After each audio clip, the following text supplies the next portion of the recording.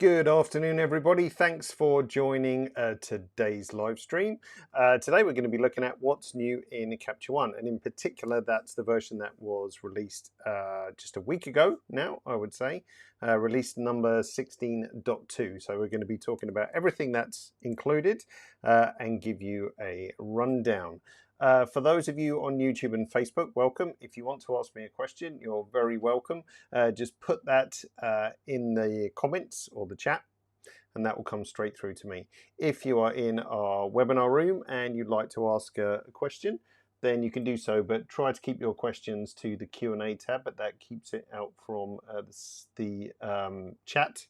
And then that just means it's a bit easier for me to follow as well. So you'll find that the second tab, you'll be able to locate that. If you want a bit more space, you can always hide that, and then you'll be able to see Capture One slightly larger on screen as well. All right, so let's get straight into it. So let's bring up Capture One on screen, and we're going to talk about the first thing, which is face focus. So if you have been used to using our culling view in the past, then this is a change to the layout, first of all, and the addition of another feature called face focus. So if you're not aware of the cull view, it sits up here on the toolbar, and the same functionality is also available in the import window. So everything that you see here is also available when you're importing from memory card or directly from a location on your disk. So exactly the same functionality. So if you would like to use those features, then it's exactly the same. So I've got a collection of pictures here. It's from a wedding, as you can see, so obviously people based. And one of the challenges we have when we're culling a large bunch of pictures, of course, is seeing if people's faces are in focus, their eyes are open, and so forth. So let's go into the cull view. So this will open up a secondary viewer, and the first thing to note is that the images that you're seeing here in terms of color and adjustments and so on might not match what you're looking at in the main viewer of Capture One, because in this window we use the preview that was generated by the camera. And the reason for doing that is to optimize performance. So it means we can browse very, very quickly, zoom to 100% super fast with zero delay. So the first thing I'm going to do, if you haven't seen this, is enable these groups. So that's going to quickly analyze the pictures and then assemble them into similar groups like so. You can adjust the similarity. So if you would like to have, so if I boost up the similarity, the groups are going to get smaller because the pictures will need to be more similar. If I drop the similarity down, the groups are going to be larger. But with not too much effort, you can kind of fine tune it. And you can see here we've got these lads, the larger group, dog, these three sets here pretty much, this set, and so on. It's pretty quick as well. You saw that was 80 pictures, only took a couple of seconds to group those together. So once we're happy with our groups, we are going to go into the viewer like so. And then what you'll see here is probably rather obviously a view of everyone's eyes, face in the group. And then we've got the current group of pictures as shown in the grid. So that's just one picture currently on the right hand side, and then the contents of that group down below. So if I move to this group, sorry, that group, it's easier with cursor keys, then you see that's got two pictures available in this group. So if I use my, let's show you, my up and down cursor keys, then I can move down the groups, and then if I use my left and right cursor keys, then I can move in those pictures or between those pictures in that particular group. So I put, let's go right to the top. So you can see these 1, 2, 3, 4, 5 gentlemen up here. You can see their faces or eyes zoomed up in the top row so we can see focus. Now it's pretty easy to see our main man, this guy here, has got his head turned, so it's slightly out of focus. This guy we can see is sharp, this guy is fine, this guy a little bit blurry, and so on. But that's a lot quicker than having to zoom in to 100% and then scan my way through all these guys, checking if there was any issues that I needed to be aware of. They're also in order, so the order of faces here replicates the order of faces here. Question that came up this morning is, does it work with animals? So I threw a dog in just so you could see. The answer is it's not designed for animals. But it does work on some animals. So I've seen like an owl and an eagle being successfully detected, but this guy, I don't know, maybe his snout is too big, does not come up as detected. And you can see there's a little hint up the top here. No face is detected. Use Shift F to toggle face focus. So if you simply want to hide it, you can do so. If you're not working with people but you still want to use the cold view, then of course you can just hide the face focus area like so. So the cold view is great. So we can, again, use my down cursor key. You can see it's detected sunglasses as well. So you can still check for focus. In this group, we've got 1, 2, 3, 4, 5, 4 people. This group, a larger one, and it's picked all these people here, of course, so we can see all the faces like so. Now you can change the size of the zoom level. So if we wanted to see the whole face, we can do so. If we wanted to see the eye, we can do so. If we want to go 200% super zoom, or 100% or 50%. So depending what you're shooting, depending how big your subject is in camera and so on, then you can decide exactly how you would like to view those things. But I hope you can see the speed is super snappy. Doesn't take any time at all to detect those faces. So if we find a bigger group, very easy to click through without the need to zoom in, even though it's pretty rapid to zoom into 100%. If you want to have a zoom around for a bigger look, it's still faster to have those presented to you ready and waiting. Let's try something else. So if we go to some headshots as an example, back into cold view, if we look at the grid, see similarity wise, I need to make them a bit more similar. There we go. So now we've divided those groups up quite nicely. So if I put the viewer back on, and then now let's just go to the first one, I can pretty easily see those shots all nice and sharp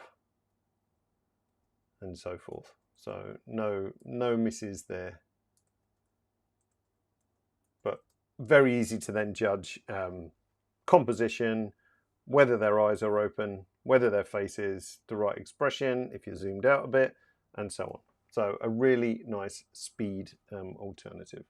Just check if there's any questions coming in so far. No, good. You're all obviously paying attention and absorbing. So thanks for that.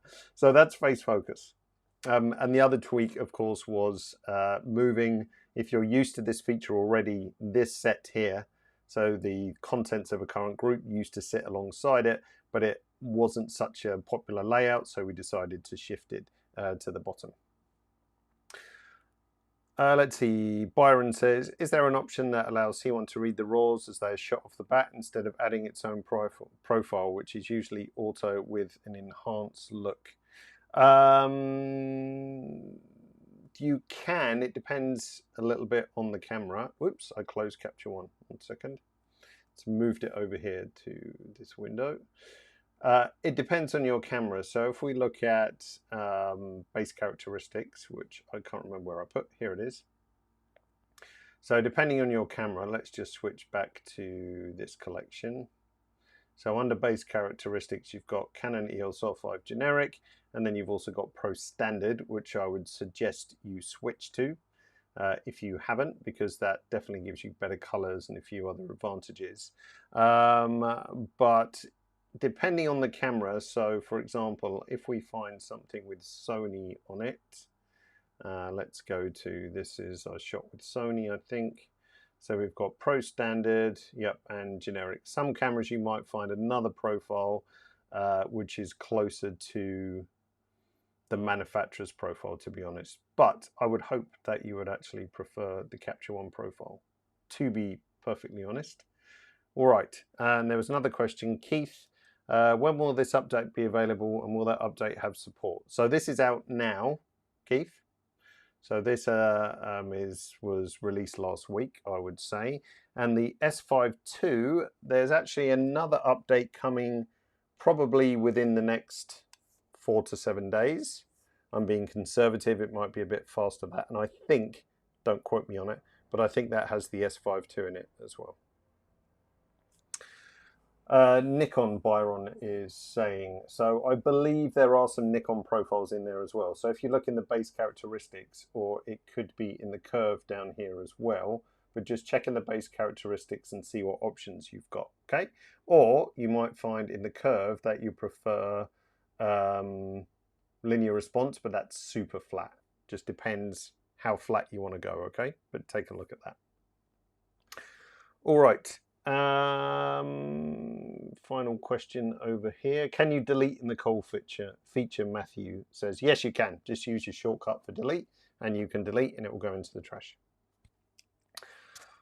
Let's see. When is the bundle release happening? It's already released. So if you want to upgrade to an all-in-one bundle, which is Capture One Pro, Capture One for iPad, Capture One Live, and soon to be Capture One on the iPhone, then yeah, you can log into your account and switch over there as well, Toby. So it's there already. All right, next thing. So I don't want to keep you longer than our allotted time. Improved smart adjustments consistency. So what does that mean?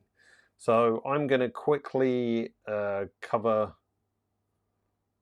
what smart adjustments does in case you're not aware. So I shall not assume anything. And then we're going to talk about what's improved in this version, which is actually a pretty substantial improvement.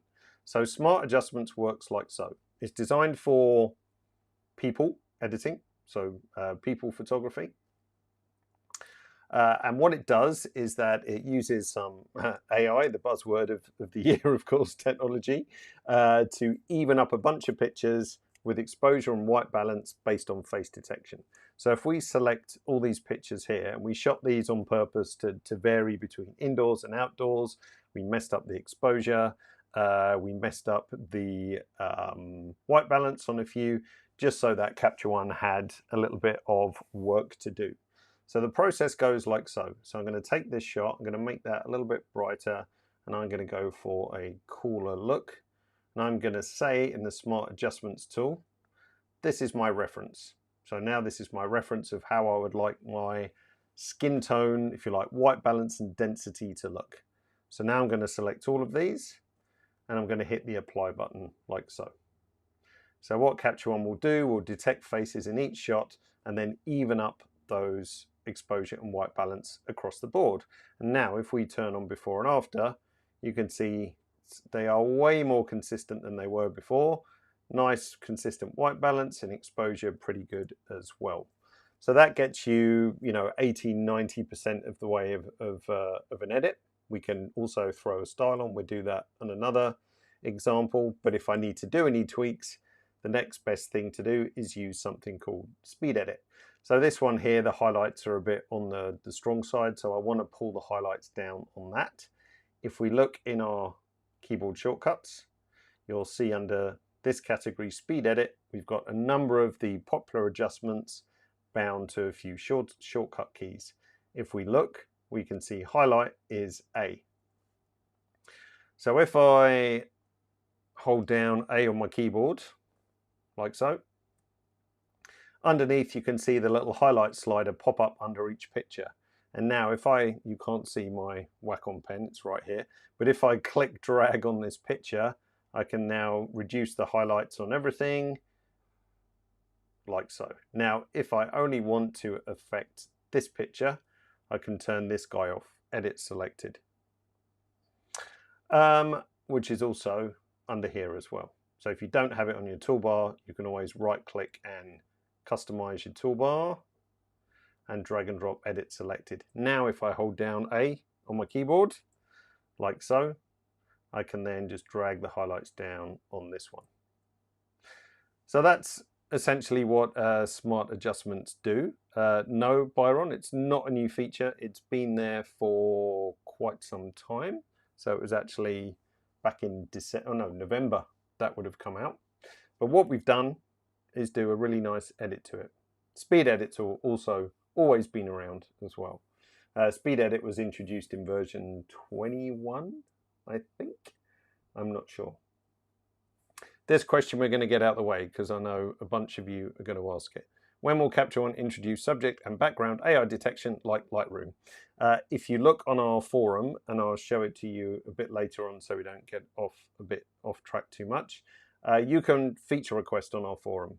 And what will happen is, once we've looked at that feature and logged it, we will then decide whether to go ahead or not. And you'll be pleased to know that this feature request has been logged and is in the works. I can't give you a time scale on it, but it's been logged and it's in the works. So hopefully you should be pretty happy about that. Right, so that's speed edit, sorry, that's smart adjustments in a nutshell. So what has changed? So we are going to go to a different set of pictures and make sure they are all reset. So we're all on square one and go for this. So what used to happen with smart adjustments, let's just use the same reference for fun. I'm just going to apply these individually. So I'm just going to do a quick smart adjustment based on all of these, like so. So now if I select all of these pictures and we look at our, let's look at our exposure and our white balance. So if we look at this one, it's got a 0.5 bump, this one's got a 0.62, this one's got a 0.35, this one's got a 0.36, white balance 6364, 5816, 6014, 6006. So they're equal, but there's still a bit of variation. So what we wanted to do is to try and close that gap even more of consistency.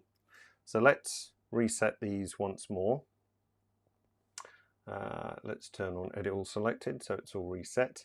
And what I'm going to do, instead of applying that smart adjustment individually, I'm going to apply it as a batch. And something awesome happens in the background which you wouldn't know. But what happens now is that because we've got a batch of photos selected, Capture One uses the same AI technology that it uses in the Cold View to group pictures together by scene detection, and then decides, okay, these 4 pictures are actually pretty similar. So I should try to make the adjustments as similar as possible, unless there's a factor that tells me I shouldn't. So if we look at this one first of all, you can see it's got 0.45 of a bump, 0.45, 0.45. The white balance is 5929 and the white balance is 5929 on each one. So a lot more consistent. If we look at this guy, you can see the exposure bump is actually a bit less. Why? Well, if we look at the metadata, we can see these were shot at a 500th of a second and these were shot at a 400th. So to be consistent, it needed less of a bump than this one. So as well as doing the face analysis, there's also some scene analysis going on to, I said, to close that gap of inconsistency even more. Now you might be thinking, okay, do I then have to select all my pictures in different batches and then apply smart adjustments? No, you don't have to do that at all. So if I select all and reset, so we're all back to square one. We've got these 4 pictures, we've got these 2 which are similar, we've got these 4 which are similar, and then 2 more down here as well. So we've got 3 sets of pictures which we want to apply our smart adjustments to. So I'm going to simply say apply once more. So that's 12 pictures and away you go.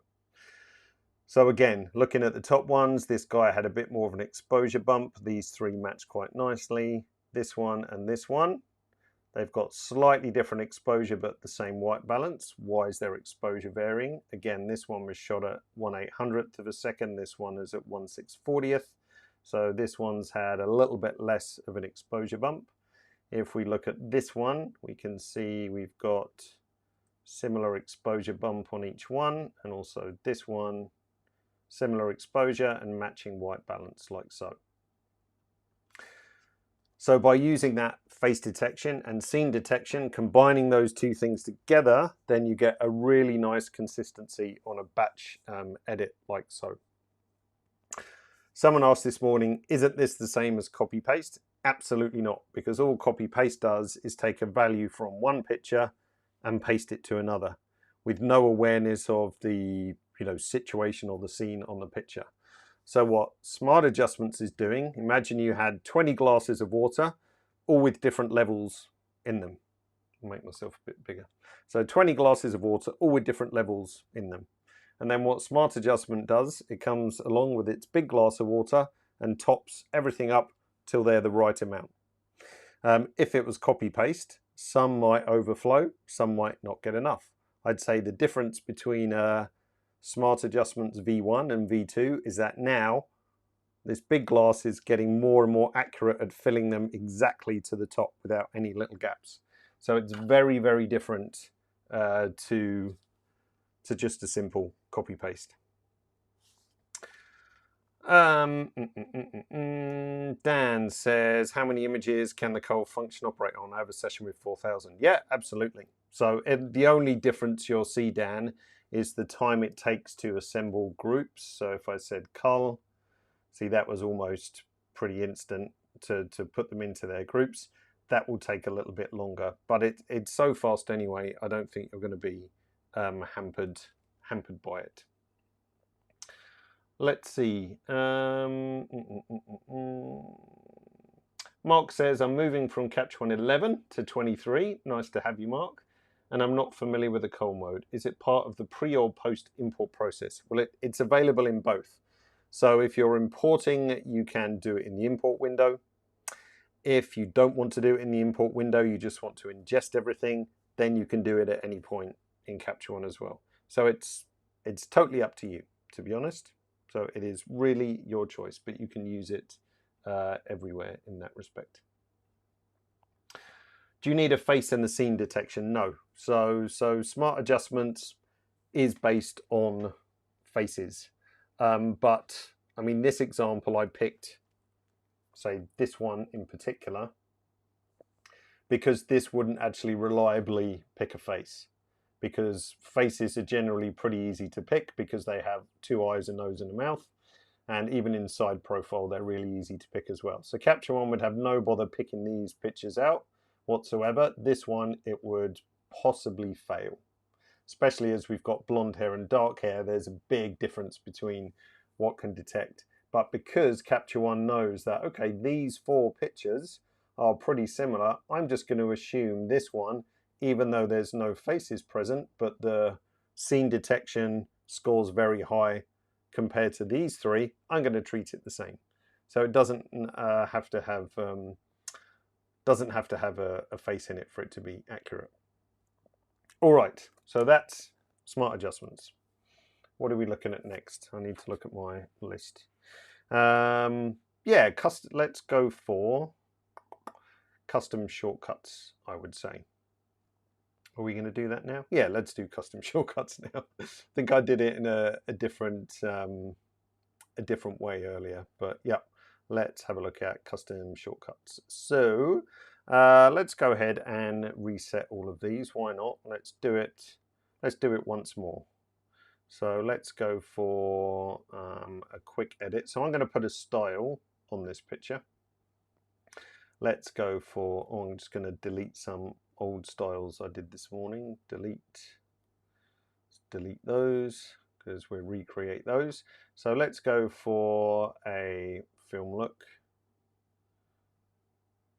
Bit contrasty maybe. Let's throw on that.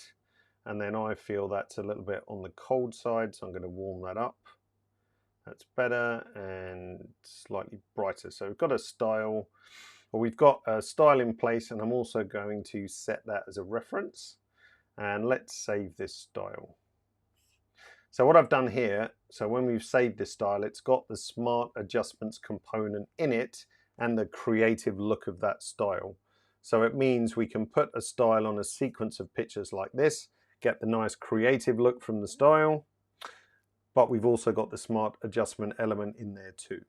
So if I save this style, I'm going to call this F400 smartness, like so. And now what we can do, if I just select all of these, we can go to my styles, custom styles, and we can apply that to everything. Ta-da, like so. But wouldn't it be nice if I didn't have to open my styles and presets tools, scroll through the tools I want? I could just add that with a simple shortcut. Well, now you can. So let's reset those. And I'm going to right click on this and say assign shortcut. So that's going to open up the edit keyboard shortcuts window for me. Let's delete these old ones, and I'll do that again. So assign shortcut, it's going to open up the edit keyboard shortcuts window for me, pick that I want to apply a style, add the style here. Now I just need to do a key combo. So I'm going to do Shift Command 2 like so, and then close that. So now all I need to do is use my keyboard shortcut just to show you I'm not lying. Oh, camera's died. Wakey wakey camera. I think I left it on too long. See if we've got enough battery. Here we go. So Shift Command 2 like so, style applied. So super nice. Now you're not limited to just one shortcut, of course. You can apply a bunch of different shortcuts. So let's do one for black and white. Let's do this one. Why not? Right click, assign shortcut. Let's do Shift Command 6 like so. Close you down. Let's reset all of these pictures once again. As the camera died, no. So Shift Command 6 on the keyboard, and everything's to black and white. So we figure that most of you probably use 10. You have 10 go-to styles, I suppose, something like that. Yes, we're running out of keys on keyboards to make shortcuts, but I'm sure you can find a combination that makes sense to you, and you also get that handy reminder next to the style itself. So additionally to that, if we go into Edit Keyboard Shortcuts, something that disappeared a while ago, let's just turn that camera off so it charges up a bit, is this, Edit With. So Edit With has been around for a long time, of course. That hasn't gone from Capture One, but the ability to attach a shortcut to it is. So if I just go ahead and pick Photoshop as an example, and then I can do a key to that, Shift Command P, like so. So if I did that over here, what would happen is it would simply shortcut that. So that right click, edit with, choose the application is then shortcut. And then that way you can bounce straight into Photoshop. We'll probably add a few more things without hinting too much to that shortcut, custom shortcut menu as well. I mean, don't forget you can always assign your own keys to the millions of shortcuts that are available in Capture One, but these are just, you know, great ways that you can speed up some of the workflow as well, because dragging your mouse through a bunch of styles is a little bit laborious. This makes it much faster. Michael says, can I apply a shortcut key to an existing style? Yeah, just go to any style that you like. Let's just pick another one, right click, assign shortcut. That's it. That's by far the fastest way to do it. Kiffer says, how about open with? I say, not yet. Oh, my Capture One has shrunk. Sorry, you're missing out on real estate. Not yet, but very likely, to put it that way. David says, can you make your own style and use this technique? Yeah, this was a style I made, remember, the F400 Smartness, and we put Shift Command 2 on it. So yeah, absolutely. No restriction from that at all. Let's check on questions over here. Nope, we're all good. Excellent. Next, there's still more to come. Let's go to another collection of pictures, which is this one, Auto Dust. So we all hate dirty cameras. Let's reset that. Bring this out. This is product manager Matthew's camera. So he's got the dirty camera that we use for testing. So very painstaking and boring to get rid of dust spots in your photos. Fortunately now, sensor cleaning in cameras is getting better and better, but there's still occasions where you can't help it and you end up with dust on the sensor and it's a pain to remove it. So now in the dust removal tool here, we can say remove dust. Capture One will analyze the scene and take those dust spots away, like so. So there's quite a few on this picture. Let's do it again.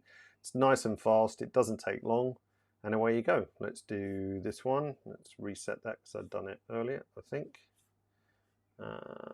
Yeah, so dusty, dirty picture. I'll zoom in a bit so you can see better. Remove dust. Boom, away you go. I was just thinking about it because there's more on this one. No, that one didn't work. That's why it's, oh, here we go. It did. I thought that's why it's a beta, but it did work. And then finally, this one here, let's reset. This one isn't quite as filthy, I don't think, but there's a couple. So let's say remove dust. There we go. So a nice feature, not just for landscapes, also for product photography as well. Also a mind-numbing thing to get rid of. Why is it a beta release? Because we're not quite 100% happy. We think the dust spot detection works super nice for the most part. The only thing that we're kind of trying to improve on at the moment is the algorithm behind the dust removal. So we think we can make that a little bit better. So that's why it's got beta in brackets, but do give it a try. Good question, Tim. I think you're casting your mind back to smart adjustments. What's the difference to normalize? Well, normalize doesn't use any AI technology, so it's got no face detection. It needs probably a really good clean reference, and I would say it's nowhere near as successful as smart adjustments. But I guess you could argue it's slightly similar, but it's not as good. Right, so that's dust removal. So give it a try. Let us know what you think of it. Feel free to send us samples if something doesn't look right, if it misses something, if it doesn't detect something. We'd love to know about all those things. Brian says that dust feature removal looks handy. It is. Nothing more boring than spotting a picture, to be honest. Soul destroying. And that's a good use of AI technology, because no one likes dust spotting. It's not creative. It takes time. So why don't we do something like that for you? All right. Let's look at the next thing, which is a little bit hard to demo, but let's go back here. So preview generation. So let's just select a bunch of pictures. So, and I'm going to say regenerate previews. So what are previews? When you import your pictures into Capture One, Capture One has to make a high quality preview. So when you're looking at this picture in Capture One, we're not actually looking at the raw data. We are looking at a very high quality color match preview version, so that when you adjust things, when you zoom into 100%, that's the only time we really need to recall the raw data. For the rest of the time, when you're browsing, switching between pictures, we're using the preview, so it's nice and fast and snappy. So we have to generate that preview, which sometimes can be a little bit time consuming. So if I just go ahead and regenerate these, where's my activity window? Oh, it's way over here. Oh, it's already done. Hang on, let's regenerate them again. Regenerate previews. So the point of this is 30 to 40% faster. These are Canon R5 pictures. You're going to notice it more on larger megapixel cameras. You'll notice it if you're shooting tethered, because the time for the picture to become super sharp and color managed on screen is going to be much quicker.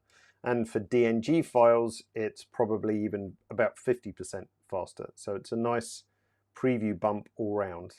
So again, just reducing that waiting time on preview generation.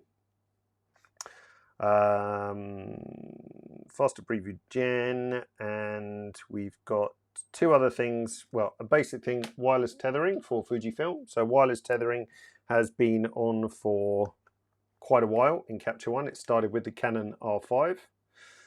We added Sony, we added Nikon, some models, and now we've got 3 models from Fuji. So that's the X-T5, the X-H2, and the X-H2S.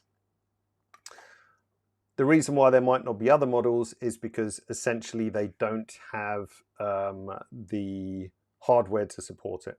So even if a camera does have technically Wi-Fi capability, what we find is that yes, it's got a Wi-Fi chip in it, but the performance of that chip is not optimal, if I put it kindly, and then you would be waiting around a very long time for your raw files.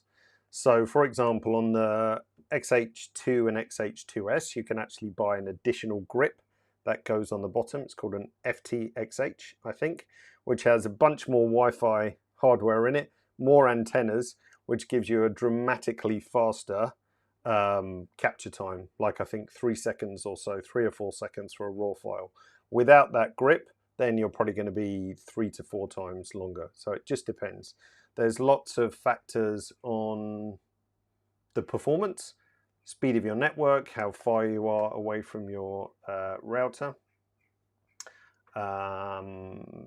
Next capture location, let's just pick a different folder for a second. Pictures. I don't actually know if this is connected. No, it didn't. So what I will say, oh, it was connecting. Fuji X-H2, there we go. So just connected wirelessly, which is super nice. I mean, you get more freedom to move around then, you're not tripping over cables. The wireless connectivity also works on Capture One for iPad as well. So if you want a very mobile situation, then you can do so. One thing that I would say is that connectivity or the menu system on these cameras can be a little bit confusing. So we have put on our support site, support.captureone.com, the various different setup guides that you can use. A little bit of a tip for this. So when you go in on the Fuji system, you have to pick your network and enter the password and all that kind of stuff. That's not much fun trying to type a password in on a little touch screen. So if your wireless router at home has a WPS option, which is a little button you can push on it, which will start trying to do a handshake to any device that's trying to connect, then do that, because I was really struggling to pick the right network and enter a password and so on, whereas the WPS option connected straight away. It's saved as a profile, so if I want to connect wirelessly to Capture One, I just turn it on and it finds it. So well worth doing it that way. Let's see. Yeah, I saw Imaging Edge, so you're quoting EK from someone else, I think. So yeah, if you install Canon EOS Utility or Sony Imaging Edge, there can be a little bit of a fight then between the apps to grab connection from the camera. So you might find that if you've installed EOS Utility, Capture One can't connect because EOS Utility is hogging the connection. I've also seen the same thing with some webcam applications as well for the various manufacturers that then hog the connection and we can't access it. So if you're having issues, then yeah, just uninstall that app. Let's see. Tim says, tethering with the X-H2S is slow. I like the freedom, but so slow. But with the grip, yeah, it's super fast. So it makes a massive difference because there's a bunch more antennas in it and you just get speedier connection. There's also an Ethernet port.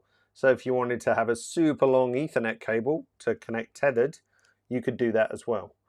Same for any camera that has an Ethernet port. If it can wirelessly connect to Capture One, you can also network it in as well. And it won't be as fast as USB, but it will be faster than wireless, and you can have a super long cable as well. So that's wireless tethering for Fujifilm, X-T5, X-H2, X-H2S. And two more things to talk about.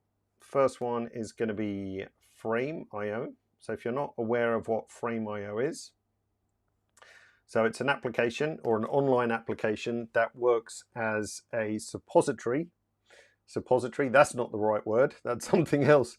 Depository is probably a better word to use for assets if you're working in a creative team or a creative group. So your team could have RAW files, JPEG files, movie footage, mood boards, Word documents, PDFs, and so on. So a whole bunch of different creative assets which a team is working on. So what you can do with Capture One now is either publish to Frame.io or pull assets down from it. So I've just thrown in 4 RAW files into my Frame account. So what I can do in Capture One is say cloud transfer. And I'm going to import from Frame.io. It's this one here, but I'll show you the setup. So I need to pick my account. So it's going to be my account, my team, and then the Capture One demo. And now it's going to prepare that and allow me to import it. And I just need to pick a folder where I want to dump those assets to. So let's go for, I made a folder earlier. So let's put it in here like so. and import. Now what Capture One will do is pull those assets down, so it's downloading 4 Canon R5 files and bring them into Capture One. Obviously make those previews, which happened, see how quick that happened? So that was 4 Canon R5 files, previews made in, I don't know, probably under a second and a half. So way, way quicker than it was before. So let's go ahead and edit this picture. We can do it with smart adjustment. So let's just warm that up a little bit. I'll add that and a bit more contrast, like so. And we are going to set that as a reference. I'll save that as a style. We shot this at Fujifilm, I think it was called, like so. And then I'm going to add that to, I could add a shortcut, add it to all these pictures. Whoops, my mistake. Not just the one, let's add it to all of those shots. So that's my smart style, so it's got all the adjustments that I made and also the face detection so that they're all leveled up quite nicely. So we've got our edit, and what I would like to do is publish these back to frame. So I've now done, hey Mr. Art Director, we've done the edits. Let's just crop this one a little bit as well, just to show that we've done a crop. Now I want to publish them back to frame again. So if I select all of them, right click and say publish to frame, like so. So I'm already logged into my account, as you can see, and I'm going to tick this button called version stack. So what that's going to do is actually combine my export with the original. So then we can see a version 1 and a version 2, which you'll see in a minute. I made the mistake of doing 16-bit TIFFs this morning, which took a while. So I'm going to do JPEGs to sRGB, yeah, like so. So now I'm going to publish those back to frame. So what you'll see happen now is Capture One will prepare those and then start to publish them back. So it's now uploading those to my account. If we go back to my account, then you can see those pictures there. Did I not tick the version stack box? Maybe I didn't. Every other time it's worked, of course. Oh, I did check version stack. Weird. Anyway, normally it puts them on top of each other and you can see a little version 1 and version 2, but here we can see the originals, and then now it's populating with my adjustments as well on those JPEGs, like so. So there we go. So what I would say is that Frame and Capture One Live, if you don't know what Capture One Live is, we'll look at that in a second, are two very different services. So Frame is really designed to have a whole bunch of people collaborating on one project, being able to work with, you know, all the assets in one place, whereas Capture One Live is very much a in the moment option. So if you're not aware of Capture One Live, let's actually live these pictures for a second. So let's just make a new album. Let's call this Trifolium, like so. And take these pictures and let's drop them in there. So now we've got these 4 pictures. And then I want to share these online because I'd like my client to be able to rate, add comments, and so on. So all I need to do is right click and say start sharing. Little window pops up here like so.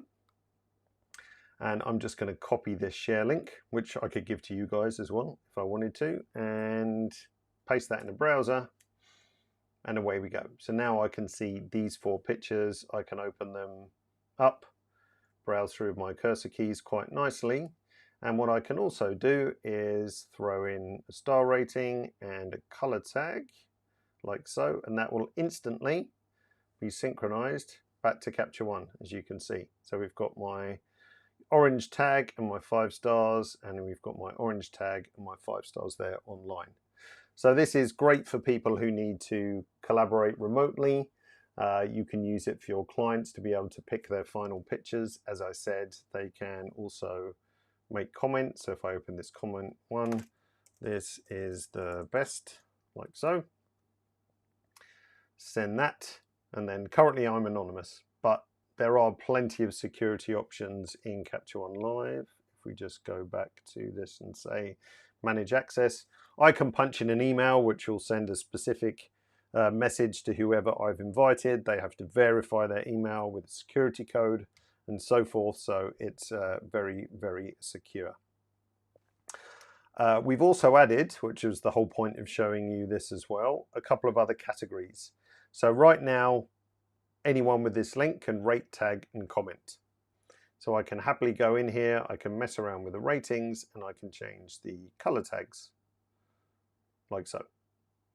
Again, that's synchronized back to Capture One. But if I would prefer my client to only rate and comment, I can change that. So if I just refresh this page, you'll see now I can add ratings like so, but I can't change the color tags. They are locked. So if I, the photographer, want to have, you know, my system in place for color tagging, but I'd let my client do star rating, we can do that. We can also do the reverse, which is tag and comment. So if I refresh this, I can now change color tags, but I can't mess with the ratings. I can see the ratings, but I just can't change them. So a couple of other options which were added in there as well. So quite a fun feature-packed release, I think you will agree. So to summarize, we had the tweaks for the face focus in the cold window, smart adjustments, consistency gone up a level again, those custom shortcuts for styles, auto dust removal, speedier preview generation, wireless tethering now for Fuji, Capture One Live with those new reviewer options, and then also for Capture One Live, when you end or kill your access. So if we just stop sharing this, what will happen is I'll get an email which will tell me any of the comments that were placed on there, so that I've got a record of the comments as well. And then I've just got an email through, which then has shown me my comment history on that particular project. Frame integration, as you saw, and then new camera support. So the Nikon Z8 is supported in this version. So if you're lucky enough to have a Z8 already, then you can shoot raw files into Capture One, tethered, and also adjust as well. There will be, as I said, a release relatively imminent. I can't say exactly when, but that will have a few more cameras hopefully supported in there as well, if we can get them in there in time, and a couple of fixes as usual. Let's see, let's mop up the last few questions. While I do that, I'm going to put this on screen. So this is, if you want to, you can wave your camera on your phone at these QR codes, and then that will take you straight to the sign up page for future live streams. And let's mop up a few questions. So Paul says, let's try and not block the QR codes. Let's put you over here, Paul. When will the Nikon Z8 be added? It's there, as you probably just heard me say so. So that's already there. Brandon is saying, will C1 sync with iPad, iPhone apps as a two-way solution soon? I'm not sure, Brandon. I can't remember if it's in our product page that I mentioned earlier. Let me open that page so I can show you what I'm talking about. Let's just go to the right spot. Support.captureone.com. So yeah, let me just bring up, I'll come back to this QR page in a second, but so you can see what I'm showing you. So if we go to support.captureone.com, join our community up here, scroll down a bit, improve Capture One, and then you can place a feature request, and you can see what's happening. So this one has been implemented. Sometimes we get feature requests of features that already exist. Subject selection masking, you can see, is in the works. Film conversion features logged, implemented, and so on. So you can track the process of feature requests. So Brandon, if that was something that was important to you, then I should go ahead to that page and actually apply it as well and put it on there, because obviously the more people asking, the better. Alan was asking, I have a perpetual license for Capture One 22. If I move to a subscription but decide to purchase a new Capture One license in the future, is the discount based on my old perpetual? Oh my goodness, I don't know, Alan. But I would say go to our support page again. You can see it up here. It says request support. like so. So if you request support, then fire that question. I'm unfortunately not equipped like my customer service colleagues are to give you an answer. What do we lose in Capture One when we convert RAW to DNG, my Lumix S52 files? Not a great deal, Keith, but of course it's a pain to do that process. But hang in there, because I don't think you're going to have that much longer to wait, to be honest. Toby, your subscription question, I would again write to customer support, because they'll be able to advise for you. And I think Manuel says, where is that page of feature requests? Let me just copy paste. You might have to log into your account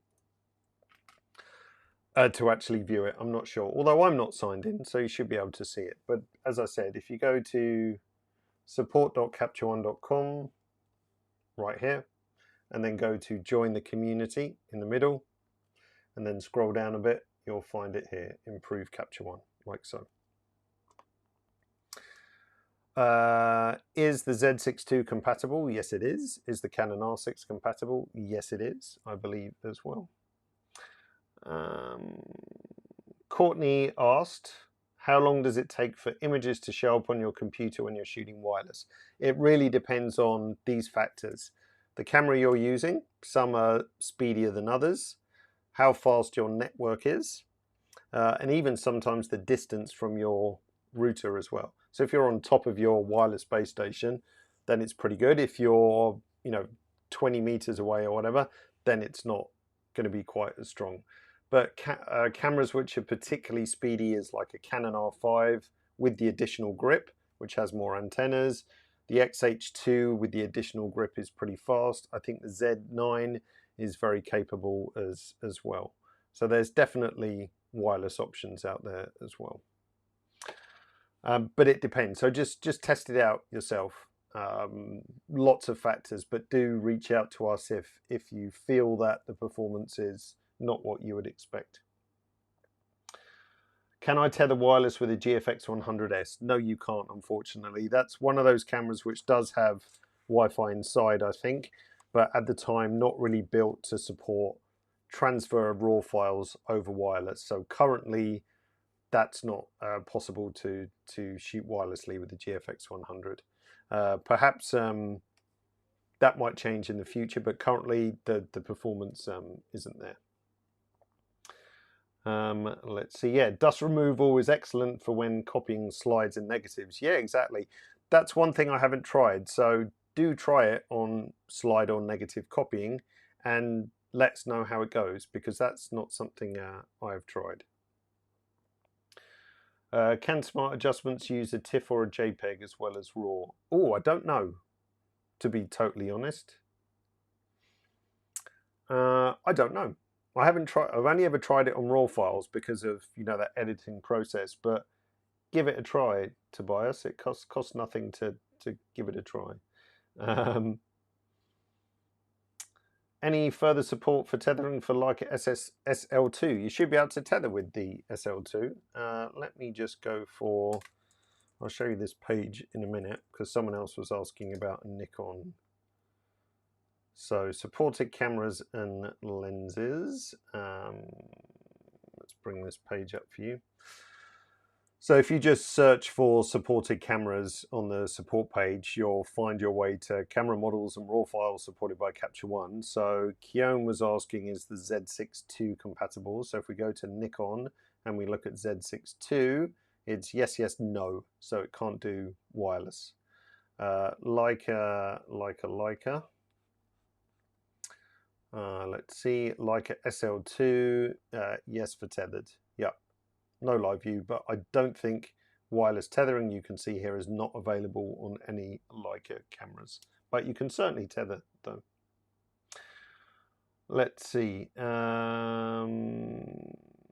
Frederick was asking about guides for nature photography. It's not something we have. I'm just trying to think back in the archive.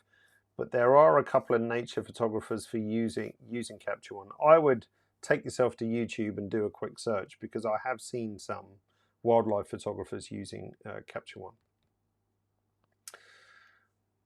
Keith says, well, how about dust on sensor, black blotches on photos? Will dust remove those? It should do, Keith, but try it and let us know. I mean, the intention is that it should remove everything. So if it's not removing something, then please let us know, because it should be.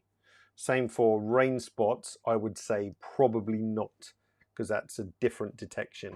So rain spots, I would be skeptical, but you can use the heel brush in Capture One, and that will do a kind of a nice job of getting rid of that. Yeah. All right, I think we have mopped up pretty much all of questions. Oh, George says can't adjust the focus on an SL2.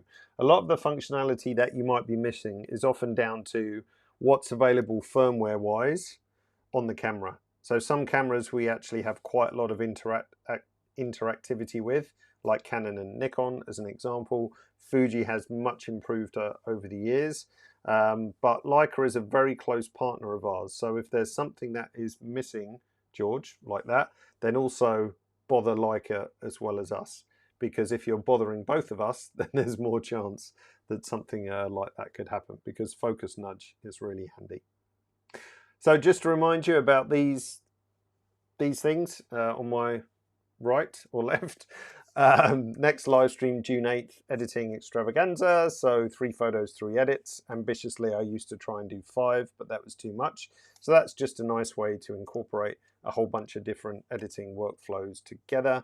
And then June 29th, we'll be looking at styles and presets. We can dig it a bit more into making smart styles, which you saw briefly today, and how to incorporate that into your workflow, some of the things that you shouldn't do with styles, and some of the things that you should do, of course. We can even look at applying them on import as a smart style as well, which is pretty nice.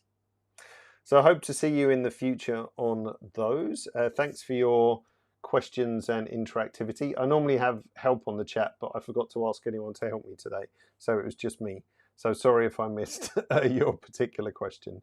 But otherwise, take care, enjoy the rest of your week and the weekend when it comes, and see you soon. Bye now.